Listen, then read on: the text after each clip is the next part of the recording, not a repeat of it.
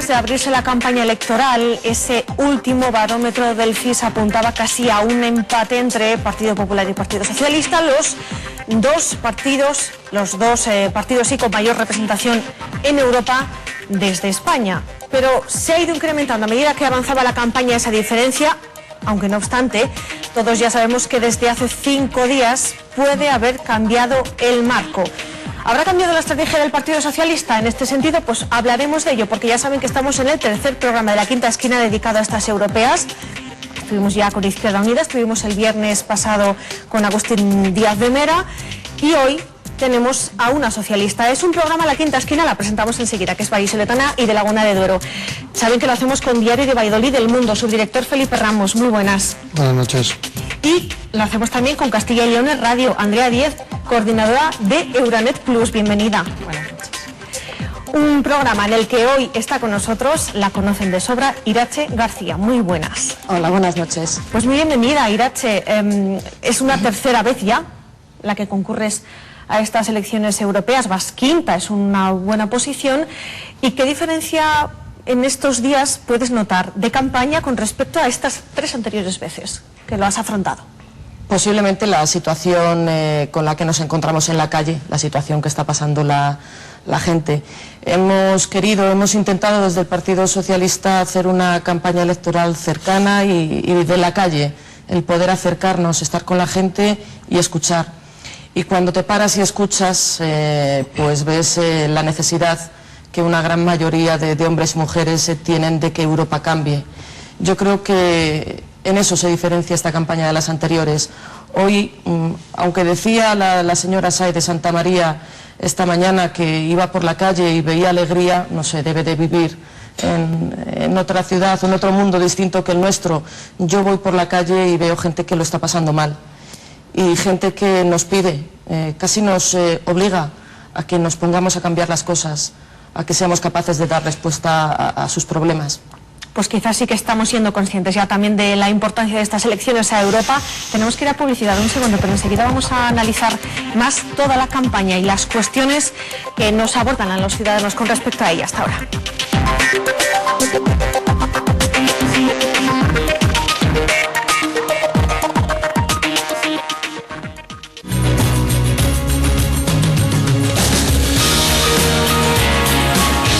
Más Chic pone a tu disposición las últimas tendencias en maquillaje, peluquería y estética.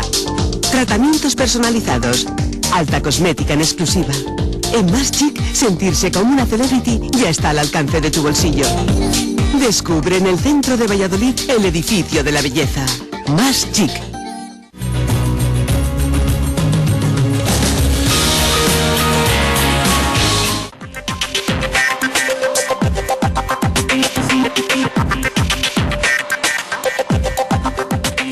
Días quedan para que vayamos todos a los colegios electorales. Hay que depositar nuestro voto para que nuestros políticos defiendan nuestros intereses desde Estrasburgo, bueno, desde Europa en definitiva. Estábamos hablando de una campaña que quizás sea diferente por muchísimas circunstancias a las de años anteriores. Pero ¿y cómo está la población? Bueno, Felipe Ramos, subdirector de Diario de Valladolid del Mundo. ¿Alguna pregunta que tenemos esta noche para Irache García, no está invitada? Buenas noches. Hablaba usted al inicio de que la gente le pedía casi que Europa cambiara, que hubiera un cambio, que ustedes, digamos, fueran los motores de ese cambio. Pero, mire, por hablar de Europa y por centrarnos en Europa, ¿qué cambio propone un partido? Hablamos de un partido socialista, del grupo socialista o socialdemócrata en Europa, cuando, por ejemplo, en Francia acabamos de ver cómo el Partido Socialista iba a decir perpetrado, pero a lo mejor queda un poco fuerte, uno de los mayores recortes sociales que se recuerdan.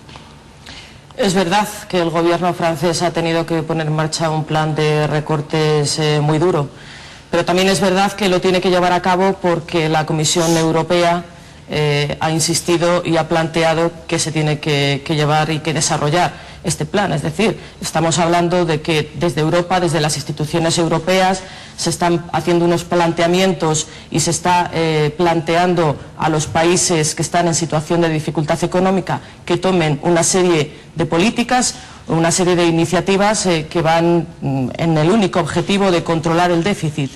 Y en ese sentido, el gobierno francés ha tenido que hacer lo que desde la derecha europea se ha planteado, con una diferencia, y es que el gobierno francés hay una política que no ha tocado, al revés, que ha incrementado el presupuesto, y es en la política educativa. Ha incrementado el número de profesores, ha incrementado el número de becas, y el primer ministro, el señor Valls, está pidiendo a la Comisión Europea que las políticas en materia de investigación, que las políticas en materia educativa no computen dentro del déficit. Por lo tanto, también hay diferencias en ese sentido. Y el Partido Socialista Europeo vamos con un programa común, que lo hemos debatido, que lo hemos estado discutiendo entre los distintos países que conformamos el Partido Socialista Europeo.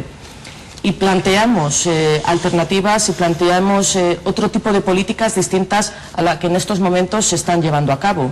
Mientras la derecha mayoritaria, y quiero recordarlo, que es mayoritaria en la Comisión, en el Consejo y en el Parlamento, ha tomado como única posibilidad de salir de la crisis el objetivo de control del déficit, nosotros estamos planteando que es necesario una política de crecimiento y de empleo, que es necesaria una política de inversiones, que Europa tiene que dar respuesta al gran problema del desempleo que países, sobre todo los países del sur, estamos sufriendo. Y por lo tanto se puede llevar a cabo estas iniciativas. Y me preguntará usted, ¿y con qué dinero lo hace Europa? Bueno, pues también hablamos de política fiscal, también hablamos de la necesidad de poner en marcha pues unos nuevos impuestos como es el impuesto de transacciones financieras o el de grandes fortunas que graven en aquellos que más tienen.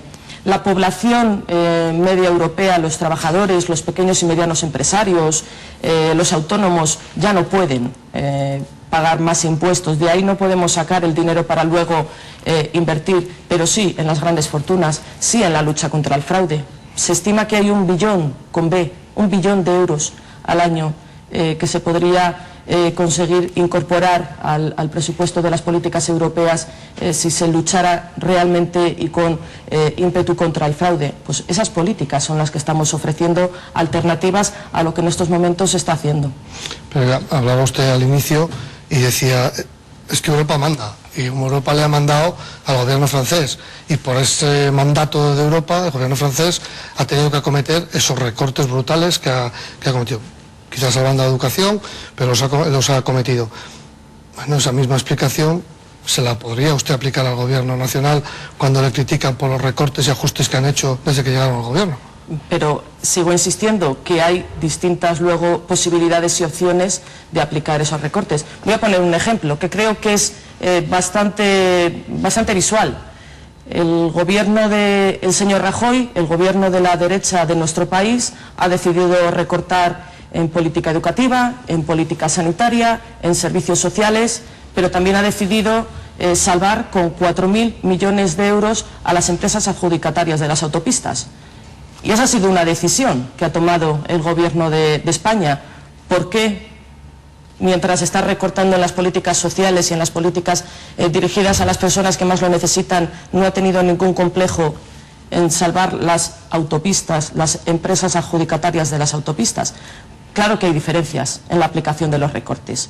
Por lo tanto, nosotros estamos planteando que desde Europa tiene que haber una política distinta en materia de crecimiento y de inversión que no sea estrictamente el control del déficit. También estamos hablando de los calendarios. Se pueden establecer otros calendarios distintos, más amplios en el tiempo, que no produzcan la obligación de hacer recortes tan estrictos y tan graves en tan poco tiempo, que al final estén provocando la situación que están provocando. Pero, perdón, si ustedes lo tienen tan claro ahora, ¿por qué no ejecutaron este plan que tienen tan claro ahora cuando gobernaban? Porque estamos hablando de hace 2 años, 2 años y medio. El plan de crecimiento y empleo estoy planteando lo que lo tiene que llevar a cabo la Unión Europea. Y quiero recordarle que el Partido Popular Europeo, que la derecha europea, llevaba gobernando mayoritariamente en las instituciones europeas más de 10 años. Ha sido la mayoría de derechas en la Unión Europea quien ha asumido las políticas de resolución de la crisis económica a sus inicios. Por lo tanto, estoy insistiendo en que estas políticas que nosotros planteamos ahora de cara a las elecciones también las hemos estado planteando a través de distintas iniciativas e informes en lo que ha sido la legislatura del Parlamento Europeo, donde en materia económica y en materia de política social y en materia de política laboral hemos estado planteando estas alternativas. No siempre hemos podido sacarlas adelante, por supuesto, pero hemos sido coherentes con lo que hemos estado planteando. Y quiero recalcar la diferencia. Hablamos de Europa, que es la que está planteando estos recortes, y estamos en estos momentos en unas elecciones europeas donde el Partido Socialista considera que otra política distinta en Europa es posible y que para eso se necesita un Parlamento Europeo con una mayoría progresista que pueda impulsar una Comisión Europea, también un presidente de Comisión Europea que asuma estas iniciativas como propias y que, por lo tanto, se consiga y se lance un cambio en el marco de las políticas de la Unión Europea. Pero para eso también es necesario que los ciudadanos vayan a votar, y yo no sé si en esta corta pero intensa campaña han notado un alto desconocimiento por parte de la población de qué es lo que se va a votar, si se vota a eurodiputados, si se vota al presidente de la Comisión Europea, cómo va a quedar configurado. Nosotros, si salimos a la calle, hacemos encuestas a pie de calle, hay ahí una mezcla que yo no sé si usted lo ha notado también, que no hay una idea clara de qué es lo que se va a votar. Bueno, es cierto que la política europea siempre está más lejana del día a día de los ciudadanos, y yo creo que en eso posiblemente todos tengamos una responsabilidad y necesitemos hacer un mayor esfuerzo por acercar el proyecto de Europa y por acercar el funcionamiento de las instituciones europeas a los ciudadanos, que hay que reconocer es complejo, y la toma de decisiones entre 3 instituciones, entre 28 países, entre distintos gobiernos de colores políticos también contrarios, pues es más complicado que la toma de decisiones a nivel de un ayuntamiento o a nivel de una comunidad autónoma, incluso un gobierno central, ¿no? En ese sentido, nosotros intentamos trasladar e intentamos explicar a la gente qué es la decisión que se está tomando en estos momentos. El 25 de mayo vamos a votar a los parlamentarios y parlamentarias que van a conformar esa Cámara colegislativa, es decir, que tenemos posibilidad de colegislar con el Consejo, y también por primera vez que vamos a tener la posibilidad de elegir el presidente de la Comisión Europea. En momentos anteriores, en legislaturas anteriores, la decisión con respecto al presidente de Comisión Europea la tomaban entre los jefes de gobierno, y posteriormente el Parlamento lo único que hacía era ratificar. En esta ocasión yo creo que es importante que se pueda visualizar que los partidos políticos a nivel europeo también tienen candidatos a presidir la Comisión, es decir, a presidir el Ejecutivo. Sé que no es justamente Ejecutivo y Legislativo, pero podríamos estar asimilando así los términos de manera que la gente lo comprendiera. Pero realmente no creo que el verdadero problema y por qué no llegan, digamos, por qué estas elecciones europeas históricamente, y yo creo que ahora mucho más, interesan poco o nada al electorado, realmente no creen que lo ven porque el Parlamento Europeo no le ven que tenga en el día a día una, digamos, capacidad de acción y de actuación que realmente les diga, pues voy a votar a una gente que sí que va a tener que decidir sobre lo que a mí me va a pasar. ¿No cree que realmente quienes deciden en Europa son los ejecutivos, evidentemente, los gobiernos y los presidentes de sus reuniones o ministros, y no el Parlamento Europeo? Bueno, yo en una parte de esa exposición usted tiene razón, pero en otra parte yo creo que no, y ahora voy a explicar el porqué. El Parlamento Europeo, con el Tratado de Lisboa, ha ganado en competencias, se ha convertido en colegislador, es decir, que se sienta a negociar las leyes europeas con el Consejo. Eso en otras ocasiones, en políticas tan importantes como era, en el caso de Castilla y León estamos hablando, la política agrícola común, es cierto que eran los ministros de Agricultura los que se sentaban, negociaban entre ellos, por allí pasaba el Parlamento, decía lo que opinaba y punto, y se acabó. En esta ocasión eso ha cambiado. Esta última reforma de la PAC, el Parlamento ha colegislado, es decir, ha tomado su posición, ha negociado con los ministros y ha conseguido impulsar un cambio importante en la propuesta inicial de la Comisión Europea.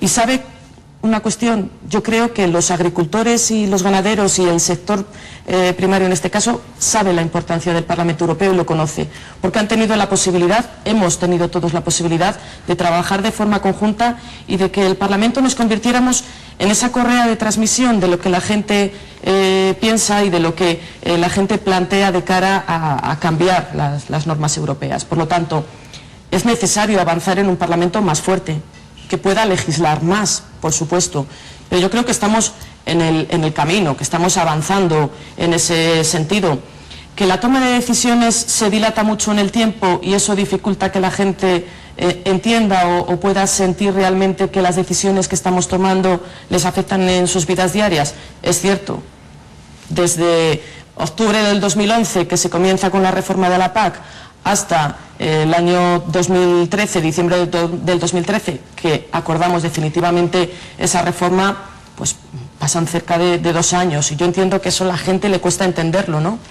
Pero también es cierto que, bueno, pues que tomar decisiones de una manera tan compleja entre distintas instituciones y luego teniendo en cuenta la diversidad europea, que es que las realidades son tan distintas en unos sitios, en otras, desde unas ideas, desde otras, pues que yo creo que es algo positivo el que seamos capaces de llegar a acuerdos y de negociar, pero hay que reconocer que también es difícil. Pero insisto, el Parlamento Europeo tiene que ganar en competencias, tiene que convertirse más en ese órgano legislador y posiblemente tener un mayor protagonismo frente al Consejo del que hoy tiene. Pero para eso también, pues los Estados miembros tienen que ser capaces de ceder soberanía, los países tienen que querer ceder parte de su soberanía a Europa. Y por desgracia, el momento en el que estamos en estos momentos, pues no es la situación más idónea para que los gobiernos decidan ceder parte de sus competencias a Europa. Me está usted dando la razón. Precisamente eso es lo que se digamos se ve en la calle. Evidentemente, la gente de la calle más o menos sabe lo que se decide en el Congreso de los Diputados de España. O en el Senado, que más bien es poco en el Senado. Pero bueno, en el Congreso sabe lo que se decide. Pero la gente de la calle no sabe lo que se hace en el Parlamento Europeo. Ustedes dicen que hacen mucho y que trabajan mucho, pero la gente, eso no llega a la gente de la calle. No, insisto, y usted me acaba de dar razón ahora, no es el principal problema de estas elecciones la falta de apego de la gente de la calle hacia lo que ustedes realmente hacen en Europa, aunque está claro que lo de Europa afecta y mucho a la vida de la gente de la calle. Por supuesto que afecta, porque yo he hablado del caso en concreto de la PAC, pero estamos legislando en muchas otras cuestiones, en política de seguridad, en política de derechos, en política medioambiental, en política industrial, de energía, es decir, el Parlamento está legislando en materias importantes. ¿Que existe desapego, que existe lejanía? Posiblemente eso sea así, y yo creo que ahí todos tenemos una responsabilidad compartida. Y cuando digo compartida hablo de los propios eurodiputados y eurodiputadas, de acercar más nuestro trabajo al día a día de la gente, pero también creo que en ese sentido tienen un papel importante que hacer los medios de comunicación, las instituciones. Es decir, deberíamos hacer todos un esfuerzo para que no cada 5 años hablemos de esa desafección, sino que consigamos acercar más lo que es Europa y lo que es la labor del Parlamento Europeo y de los propios parlamentarios. ¿No echa de menos, por ejemplo, que se hable precisamente de agricultura en los debates a nivel nacional, dado que precisamente la agricultura sí que se puede considerar una política europea? La mayoría de los fondos con los que trabajan los agricultores en nuestro país, en nuestra región y también en la provincia de Valladolid provienen de fondos europeos, y en los debates que hemos escuchado, sinceramente, el tema de la agricultura o no ha aparecido o ha aparecido muy poco.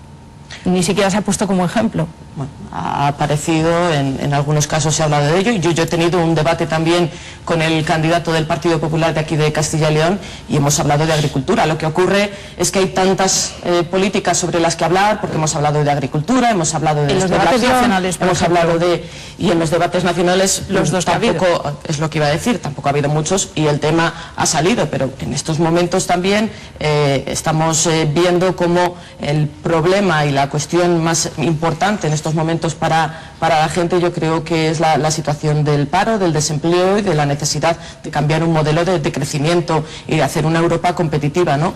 No quiero decir que la agricultura sea secundario, pero es cierto que hay preocupación por políticas que afectan a una gran mayoría de los ciudadanos. De todas formas, aquellos que hemos estado trabajando y que nos dedicamos al tema agrícola, no le quepa ninguna duda de que estamos insistiendo muchísimo en esta campaña, en ponerlo como ejemplo, porque además, insisto, yo creo que en este caso el sector posiblemente sea el que más aprecie ese papel, esa labor del Parlamento Europeo y los que mejor conozcan la importancia que puede tener unas elecciones de estas características. ¿Le gustaría seguir trabajando en esa Comisión de Agricultura? Por supuesto que sí.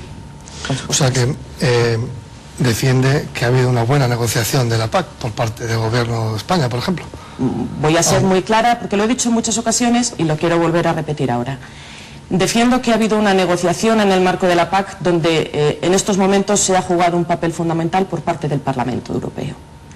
Y lo que no entiendo es que en este caso el señor Cañete sea el valedor o vaya a ponerse las medallas de una negociación en la que tiene que reconocer que gran parte del trabajo se le ha dado hecho por parte del Parlamento Europeo, por el trabajo que hemos hecho en el Parlamento. En el Parlamento Europeo conseguimos modificar las cuestiones más importantes y que más perjudicaban a nuestro sector, que más le preocupaban. Es decir, hemos dejado fácil luego la negociación en el Consejo de estos asuntos importantes. Con esto no quiero decir que haya que poner, pues a lo mejor decir que el gobierno no ha hecho nada, o no voy a ser tan simplista como lo está haciendo el señor Cañete. Lo hemos dicho en muchas ocasiones, el Partido Socialista ha sido leal con el gobierno en esta negociación. En los inicios, cuando era un gobierno socialista, y en la parte intermedia y final, cuando era un gobierno del Partido Popular. Hemos estado trabajando de la misma manera, considerando que lo importante era defender los intereses de nuestro sector, que era fundamental para el mantenimiento y para garantizar el futuro del sector. Y por lo tanto, cuando hemos visto el resultado final de la negociación de la PAC, el Partido Socialista ha trasladado que era una PAC que no es la que hubiéramos hecho en su caso los socialistas al 100%, pero sí que habíamos conseguido acercarla mucho más a lo que eran los intereses de nuestro sector. Y luego además hay que también hacer referencia a que en este caso la reforma de la PAC ha dejado abierto a la negociación cuestiones importantes que se decidían en el Estado miembro y que en ese sentido el señor exministro de Agricultura, el señor Cañete, ha estado negociando con las comunidades autónomas y no ha dado participación, no ya al Partido Socialista, no ha dado participación tampoco a las organizaciones agrarias, que de hecho lo denunciaron, que no participaron de esas negociaciones. Por lo tanto, nosotros somos responsables de la parte de negociación en la que hemos podido trabajar, que es la parte de negociación que se hizo en el ámbito comunitario. La parte posterior, que se ha negociado a nivel del Estado miembro, no podemos ser responsables porque no hemos participado de esa negociación. Entonces, a mí me gustaría introducir en el debate, hablaba Alma al principio del tema de las encuestas, que parece ser que las últimas encuestas, las encuestas son encuestas, eso es evidente, pues le daban más distancia al Partido Popular y lo achacaban precisamente a la irrupción de esos partidos minoritarios o nuevos partidos que ahora en las europeas pues tienden a salir y a tener un gran número de votos. ¿Teme el Partido Socialista que le frenen o le resten votos esos partidos minoritarios? Bueno, en primer lugar decir que encuestas hay de distintos tipos. Hay unas encuestas son encuestas. Hay unas encuestas que dan esa diferencia y hay otras encuestas que dicen que la cosa está bastante empatada. Sí, bueno. Yo prefiero guiarme por la encuesta del día 25, es decir, esperar a que sean los ciudadanos los que... esa no es una encuesta, esa es una realidad. Pues esa es la realidad a la que espero y la que... Sí, a esa realidad, olvidémonos de las encuestas, a esa realidad usted, desde el Partido Socialista, ¿tienen temor a que estos partidos más pequeños que están surgiendo ahora, que parece que sí que van a tener están generando un cierto movimiento, les puedan restar votos ese día 25? No, lo que el Partido Socialista está esperando es que haya una participación importante, que la gente vaya a votar, que la gente se comprometa con ese cambio de Europa y que el voto sea mayoritario al Partido Socialista. Y en esa dinámica estamos explicando y hablando de nuestro proyecto, hablando de nuestras ideas, de cómo queremos cambiar Europa, de cómo queremos resolver los problemas de los ciudadanos y no entrar a debates sobre el bipartidismo, sobre los partidos minoritarios. Creo que en estos momentos hacer análisis al respecto no tiene mucho sentido. El sentido que tiene ahora esta campaña es de explicar lo que cada uno de nosotros, cada uno de los partidos ofrece a la ciudadanía de cara a los próximos años en el ámbito europeo.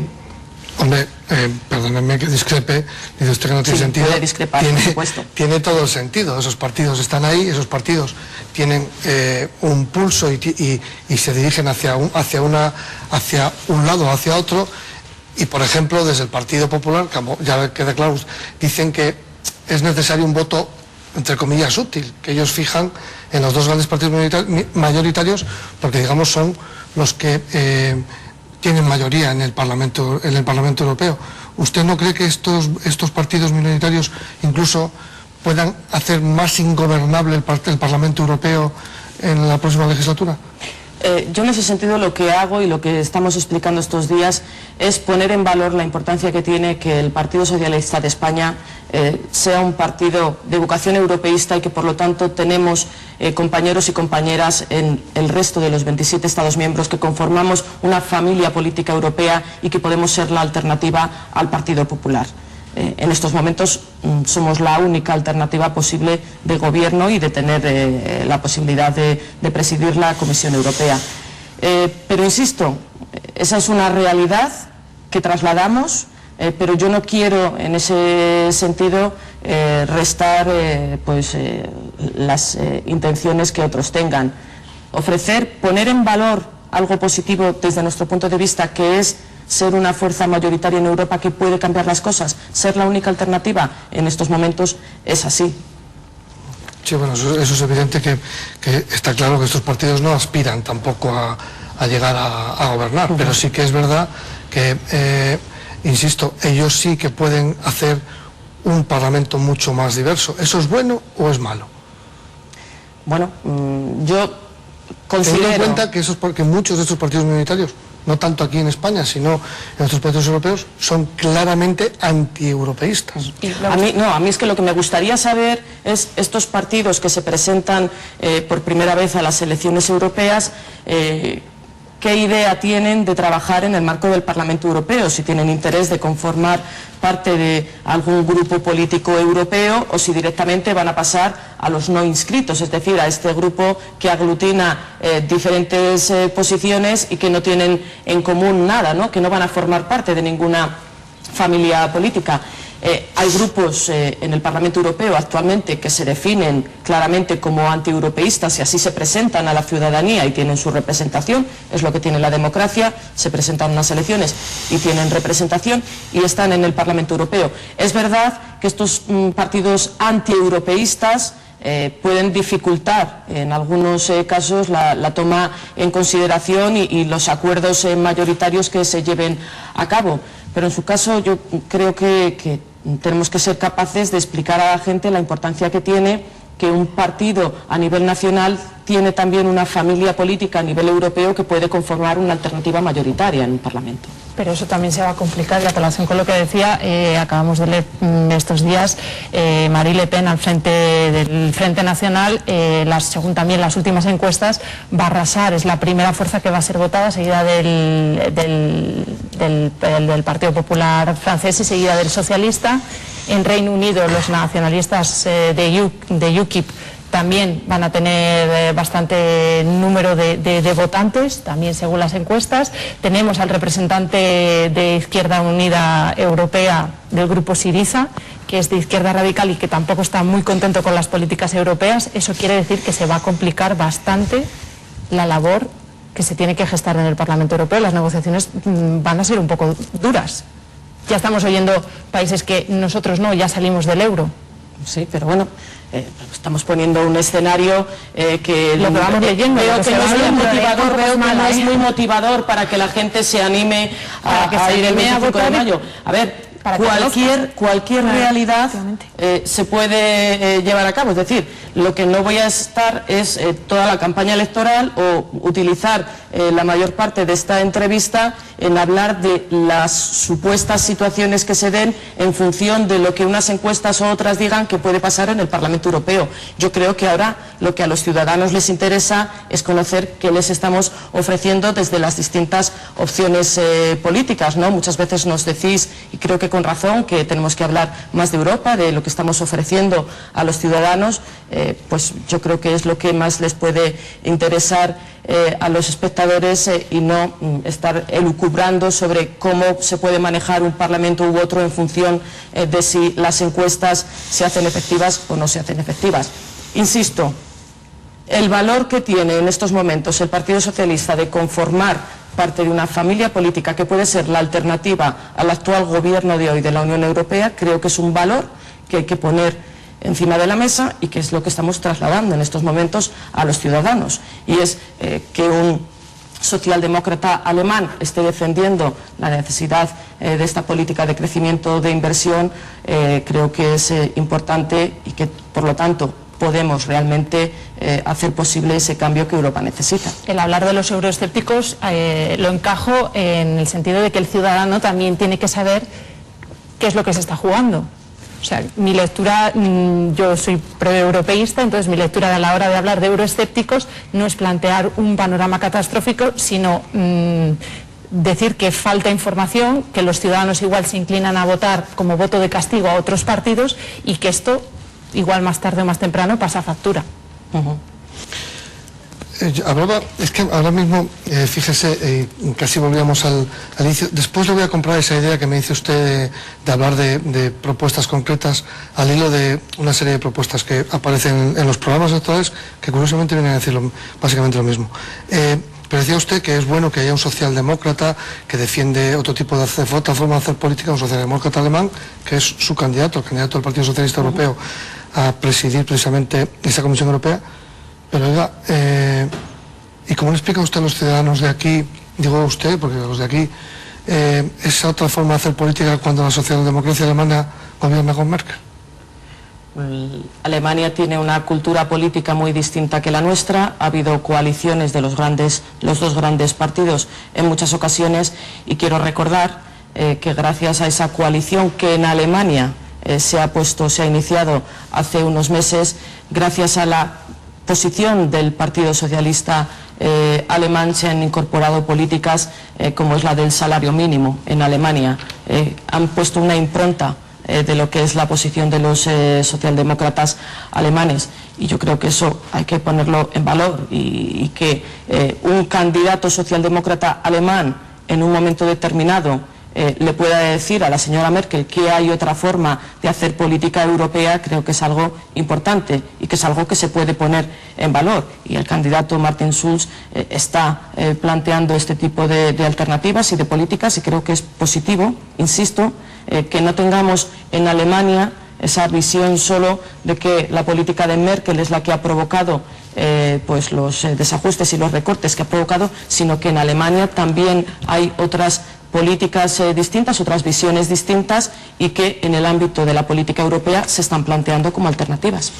Sí, porque parece que es una catástrofe todo esto que estamos viviendo, y que Europa es la que nos ha metido en la crisis o ha puesto el camino de rosas para que, una vez entrados en crisis, pues el resto de países europeos hayan desde el Parlamento ejecutado medidas que han llevado a España en el momento en el que está. Pues entonces, por llamar al voto y por conectar, como decían nuestros compañeros ahora mismo, conectar Valladolid y Castilla y León con Europa, y no solo con agricultura, porque no solo somos agricultura, ¿qué otro tipo de medidas o de decisiones están en el programa que nos afectarían mucho, que la negociación en cuanto a luego ejecutar nuestra vida o llevar a cabo nuestra vida o legislar, nos afectarían mucho? Derechos humanos, derechos animales.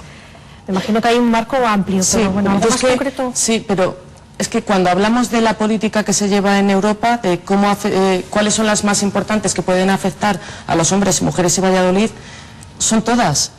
Porque es que cuando hablamos de Europa hablamos de Valladolid también.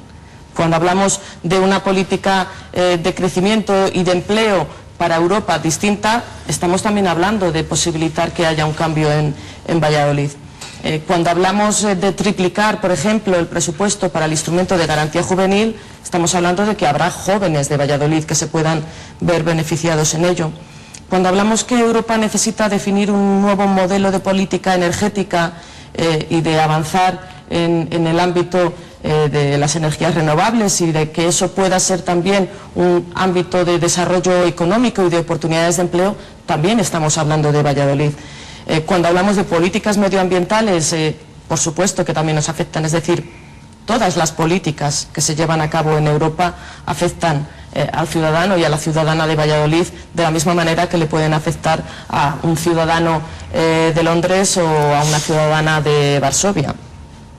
Sí, pero mire, por ejemplo, que yo creo que en esa línea iba, le voy a leer, es una frase, bueno, más o menos de memoria me estoy recordando, que curiosamente viene a coincidir con otras palabras y de otra forma dicha, no me la coja literalmente. los dos grandes partidos, Partido Socialista y Partido Popular, en su programa dice la necesidad de fijar políticas que ayuden a promover las condiciones que puedan generar actividad que evite la despoblación. Oiga, eso queda muy bien, pero no lo entiende nadie.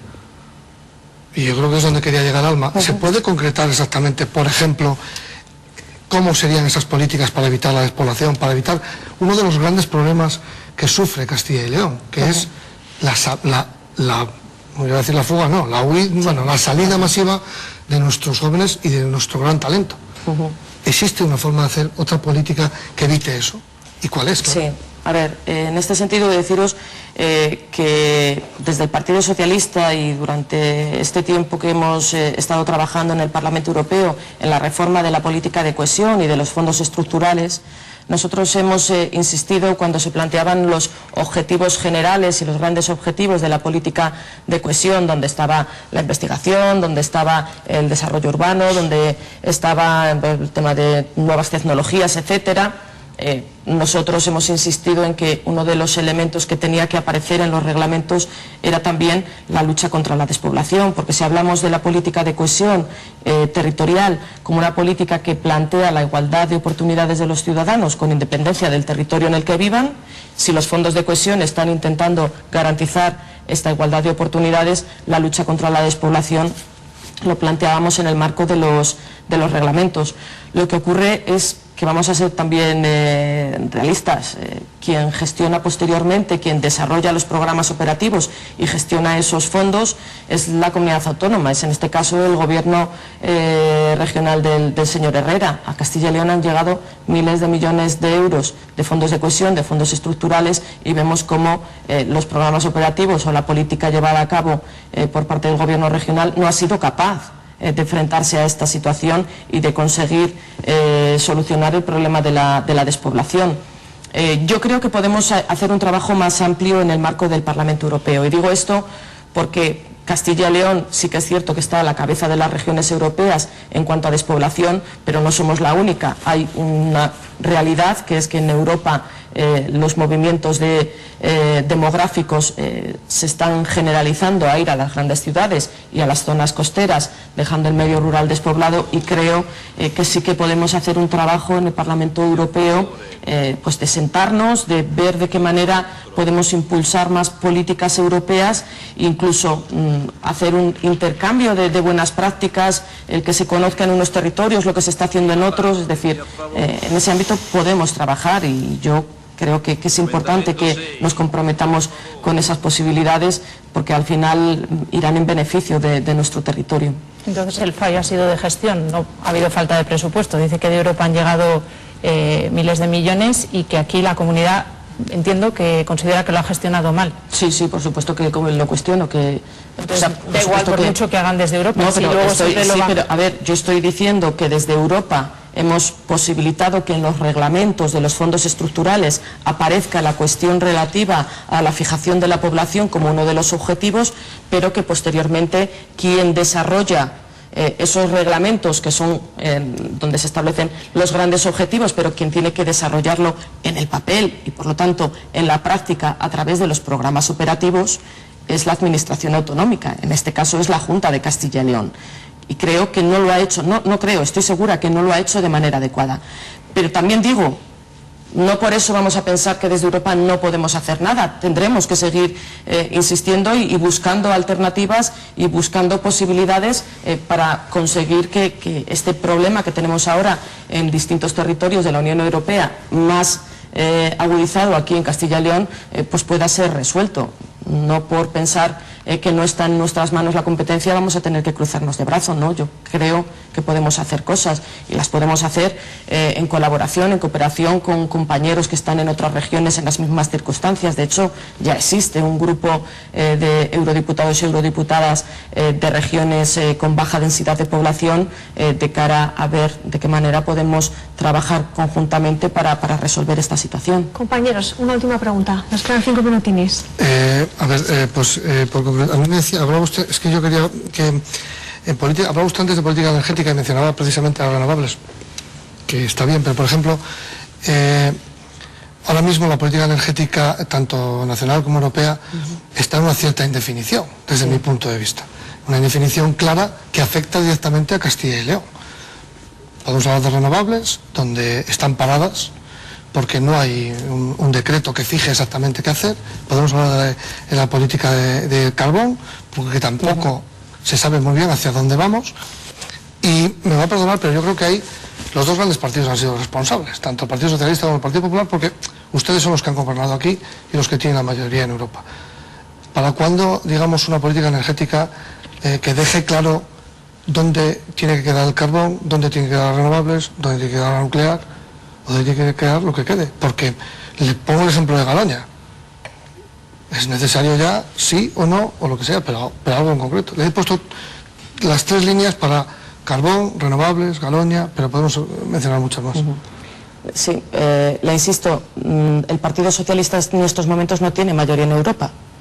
El grupo mayoritario es el grupo del Partido Popular Europeo, pero ha dicho en algún momento que tenemos la mayoría, no es así. No, digo los dos juntos. Tienen ustedes la mayoría. Los juntos, ellos tienen la mayoría, pero bueno, son los dos grandes partidos. Somos los dos grandes partidos, vale, pero no somos en estos momentos. ¿Y se han los podido ponerse de responsables? acuerdo en la PAC? Digo yo que puedan ponerse de acuerdo en la política energética. No, pues en otras políticas no hemos sido capaces de ponernos de acuerdo. Es así, en otras políticas no hemos sido capaces de ponernos de acuerdo.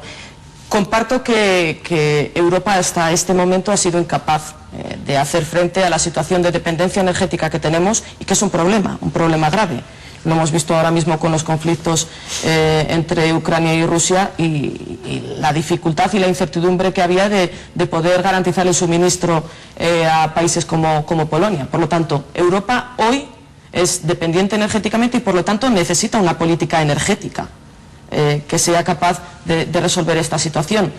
En ese sentido, planteamientos les hay distintos. Nosotros como Grupo Socialista insistimos en la necesidad del desarrollo de una mayor estrategia y política de apoyo a las energías renovables, pero también insistimos en la necesidad de impulsar actuaciones y presupuesto comunitario que vaya dirigido a ello y en la búsqueda de otras energías sostenibles, etcétera. Es decir, le doy la razón. A día de hoy Europa tiene una cuenta pendiente con su política energética y nuestra posición al respecto es de un desarrollo efectivo y real de una política energética en Europa, insistiendo en el apoyo a las energías renovables, como le he dicho anteriormente. ¿Y dónde queda, por ejemplo, el carbón, que es fundamental en Castilla y León, del que viven todavía 5.000 familias?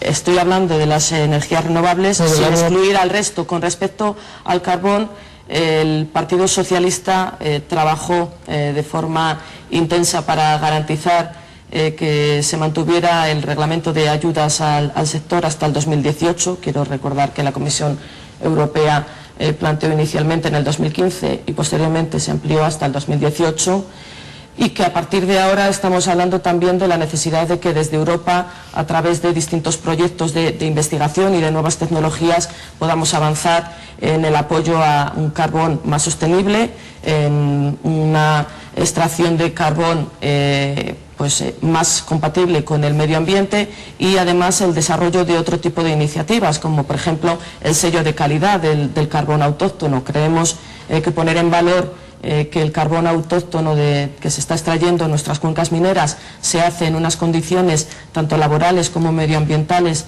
que se garantiza unos estándares altos y elevados en este sentido, y poner en valor esta extracción del carbón creo que puede ser importante. Trabajo tenemos que llevar a cabo. No digo que la cuestión no sea difícil, pero te digo que sí que es posible y que nuestro compromiso con el sector del carbón ha sido, es y será. Los resultados veremos los que son cuando intentemos modificar este actual reglamento del 2018 para que no se exija la devolución de las ayudas. A día de hoy esa es nuestra intención y ese va a ser nuestro trabajo. Vamos a ver cuál es el resultado. Señora García, muchísimas gracias por haber estado con nosotros esta noche en la quinta esquina. Irache García, quinta en las listas del PSOE de Laguna de Duero, tercera vez que concurre en estos comicios. Pues a 5 días estamos, mucha fuerza a descansar o a trabajar mucho y a ver el domingo qué ocurre. Gracias por habernos acompañado en la Quinta Esquina. Muchas gracias a vosotros. Ya saben ustedes que se nos quedan siempre muchos temas que hablar en el tintero, así que ojalá haya una próxima oportunidad para hablar de más cuestiones que nos afectan, con conexión con Europa, cómo no. La Quinta Esquina, un programa que hacemos con nuestros hermanos, Diario de Valladolid y El Mundo, su director Felipe Ramos, gracias por haber estado aquí. Gracias. Y Andrea Díez, desde Es Radio, coordinadora de Unanet Plus en concreto. Muchas gracias. Buenas noches a todos. Mañana recuerden que en Diario de Valladolid y El Mundo, en sus páginas, leerán algunos extractos de esta entrevista y que a partir de las 12:15 en el 102.8 de la FM la podrán escuchar íntegra. Nos vemos en 7 días. Adiós.